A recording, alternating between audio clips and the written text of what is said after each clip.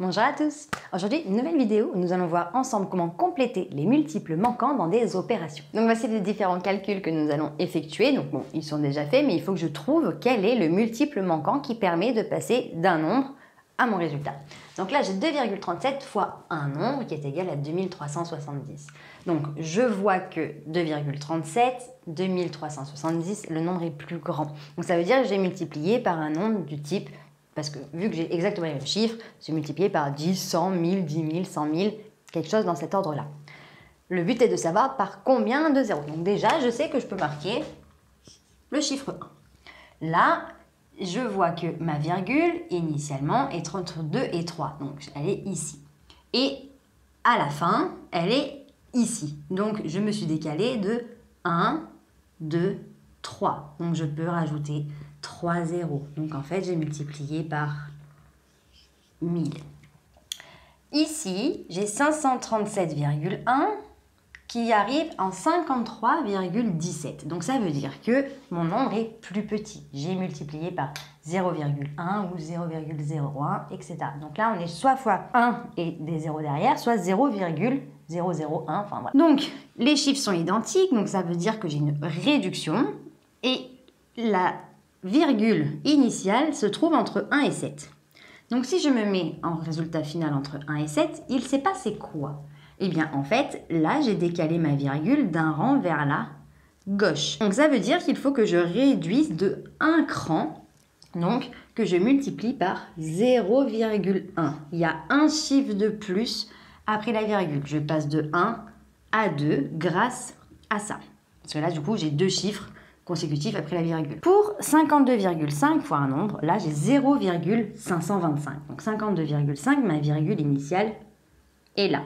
Il se trouve que par rapport à un chiffre après la virgule, je me décale, là j'en ai 3. Donc ça veut dire que j'ai rajouté deux chiffres. Donc ça veut dire que j'ai multiplié par 0,1 et 2. Là il y a deux chiffres après la virgule que je rajoute. 1, 2, 3, 1, 2, 3. Ici, je suis à 2,07 qui se transforme en 0,00207. Donc 2,07, là je suis ici. Je décale ma virgule vers la gauche, donc c'était une réduction. 1, 2 et 3. Donc là, je fais pareil, je mets 0, et je mets 3 chiffres après la virgule, donc 0, 0 et 1. Donc là, au moins, on voit 1, 2, 3, 4, 5, 1, 2, 3, 4, 5. Il y a bien 5 chiffres après la virgule, c'est le multiple qui manquait.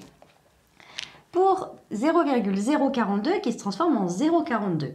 Il se trouve que je passe de 3 chiffres après la virgule à 2. Ça veut dire que j'agrandis. Si je décale vers la droite, je multiplie par 10, 100, 1000. Donc en gros, les nombres de zéros qu'il y a après le 1 représentent le nombre de décalages que je fais vers la droite.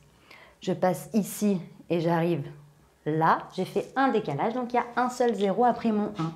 Donc là, c'est par 10. Et ici, 0,37. Je finis à 37, donc du coup je décale ma virgule sur la droite pour arriver à mon nombre final.